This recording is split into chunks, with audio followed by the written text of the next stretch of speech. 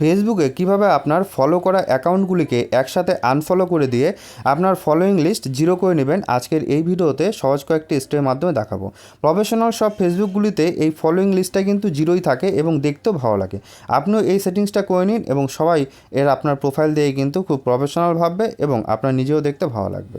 তো আমরা ভুলবশত বা অনেক সময় কাউকে ফ্রেন্ড রিকোয়েস্ট পাঠাতে গিয়ে আমরা তাকে ফলো করে দিই আমাদের অজান্তেই, তো সেটাকেই আমরা একদম সব একসাথে আনফলো করব। তো তার জন্য আমরা চলে যাব সেটিংসে আসার পর আমরা নিচের দিকে একটা অপশন দেখতে পাবো ফিড। এই ফিডে ক্লিক করব। ফিডে ক্লিক করবো, অনেকগুলি অপশন পাবো। তো এই অপশনগুলি দেখানোর আগে আপনাদের বলবো, আপনি যদি আমাদের মাধ্যমে আপনার ফেসবুক অ্যাকাউন্টটিকে বা প্রোফাইলটিকে সেট আপ করে নিতে চান টাকা ইনকাম করার জন্য, তাহলে নিচের দেওয়া কন্ট্যাক্ট নাম্বারে কন্ট্যাক্ট করতে পারেন। তো যাই হোক, এখান থেকে আমরা আনফলো যে অপশনটি আছে এখানে ক্লিক করব।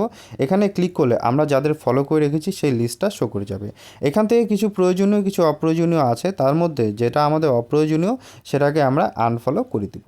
এবার দেখুন, আমরা আনফলো করে দিচ্ছি। এরকমভাবে কিন্তু আপনি যত খুশি আনফলো করতে পারবেন।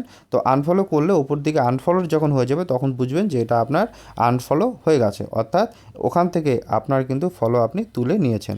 তো এবার যখন আমরা প্রোফাইলে আসবো, প্রোফাইলে এসে আমরা যদি রিফ্রেশ করি, দেখবেন আপনাদের ফলোয়িং লিস্টটা কিন্তু কমে গেছে। তো আশা করি বোঝাতে পারলাম কীভাবে আপনি একসাথে আনফলো করবেন। ধন্যবাদ।